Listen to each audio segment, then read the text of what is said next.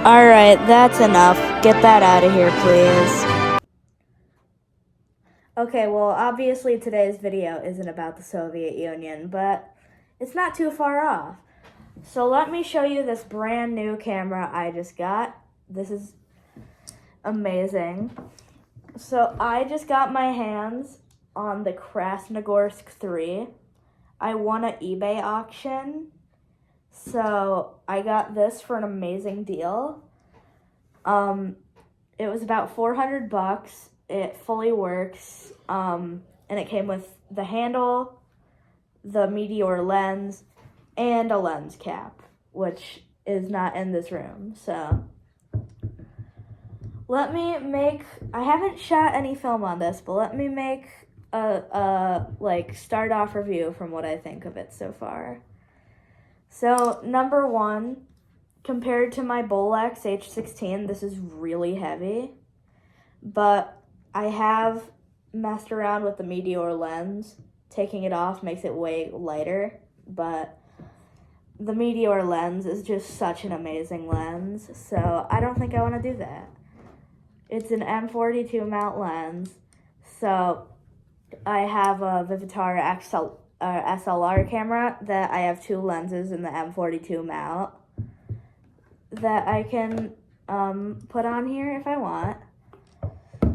So let me tell a little bit of history about the Krasnogorsk 3 and its predecessors, the Krasnogorsks 1 and 2. So the Krasnogorsks were being made as part of Nikita Khrushchev's push to manufacture more consumer products within the USSR. And so the Krasnogorsk 1 was a reflex 16mm camera that had a 100-foot film magazine, as you could call it. So it did not take daylight spools. There was big cartridges you would put in the camera, and that is what you would shoot on. And it came with the Russian bayonet mount, which is found on all Krasnogorsk 1, 2s, and a lot of the Krasnogorsk 3s, but I got lucky with an M42 mount.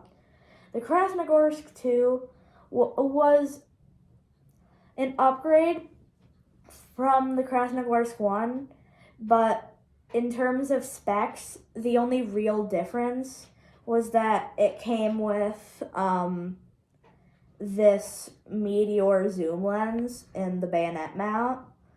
And the reason why not many people use the Krasnogorsk 1 and 2s today as opposed to the 3 is because these cartridges of 16mm film are no longer being made, and they were never really popular outside of the Soviet Union to begin with. Some people, if they can find them, will reload them, but I think it's worth it to just get a Krasnogorsk 3. That way you can just use readily available daylight film or daylight reels wherever you get that from. So the Krasnogorsk 3 was made in the Krasnogorsk Motor Factory in Krasnogorsk, Russia from 1971 to 1993, and it had some variation throughout the production line. Some came in the M42 mount, which this is the only cinema camera that ever had a stock M42 mount. It also came with the Russian bayonet mount mentioned for the Krasnogorsk 1 and 2, so you could use those lenses. Some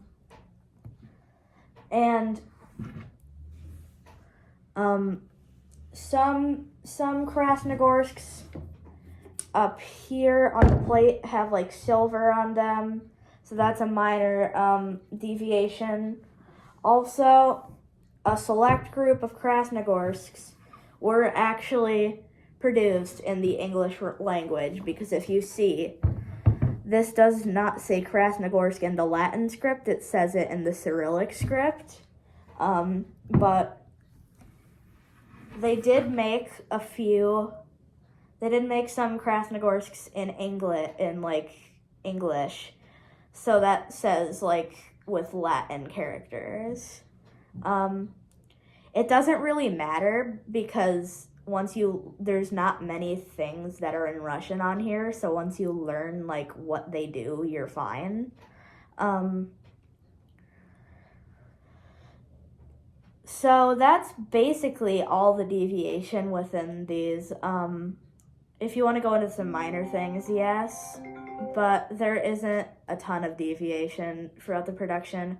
My Krasnogorsk is Krasnogorsk made for the Russian market in the 80s. I got it from a seller in America, luckily, so I didn't have to pay a bunch of tariffs, and it only took about a week for it to arrive to my house. So I'm done with the history now because there's not really a ton to talk about. And so now we're going to get on to the specs and inside of the camera. So this is the Meteor zoom lens that comes stock with the Krasnogorsk 3. This one is an M42, obviously. So this has a lever to adjust the zoom, and you can get an accessory that is a rod to screw in here, so that way you can have better adjustment of the zoom. This camera can go from f1, or this lens can go from f1.9 to f22, and its minimum focusing distance is 2 meters, or about 6.5 feet. Now, let me show you the inside of the camera. This is a mirror reflex camera, unlike how the Canon Scopic or Bolex H16 reflex work. They use prisms. This is a mirror reflex camera. So if I put it on the lowest frame rate, I can show you. The mirror rotates, and every few seconds it gives way to you can see how half of the wheel is not really a mirror. Whenever the mirror part is covering the film gate, when it stops covering the film gate, that's when the film gets exposed, and it is all perfectly synchronized and everything like that. The one complaint I really have with this camera is that compared to the Bolex, it's a lot harder to wind up. So I can do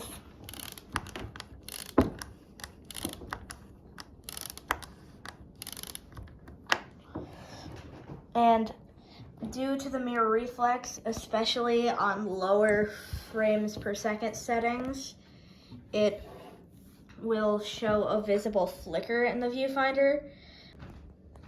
So this is an example of that.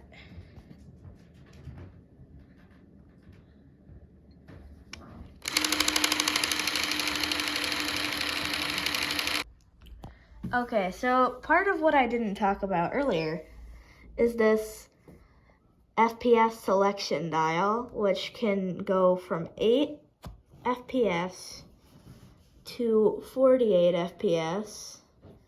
So you can shoot at any one of those frame speeds. And this light meter dial with Cyrillic writing. I don't know how to read any of this other than ISO. Now, technically, this is just the Russian ghost metric, which is just the former Russian metric for measuring the sensitivity of film, but it's just ISO. You can just treat it like it's ISO. When it is activated, there will be a little rod in the viewfinder that will tell you what to do with your aperture ring, and you activate the light meter. There's this little thing right here, and you rotate it with your finger. I can't do it right now because I'm holding my phone, but that's what you do. And the battery compartment that powers this light meter, which you can open with like a nickel or something, would usually take a PX 640 mercury cell, but obviously they don't make those anymore, so you can adapt certain hearing aid batteries to be used in that, but it's not as accurate, although this camera did come with an adapter to be able to use hearing aid batteries, so I gotta buy some of those to test the light meter out. So overall, this is a very high quality, very durable, and very spec-wise amazing 16mm camera. I definitely recommend it. I got this for a much better deal than it usually goes for this kind of thing with the lens and pistol grip and stuff. But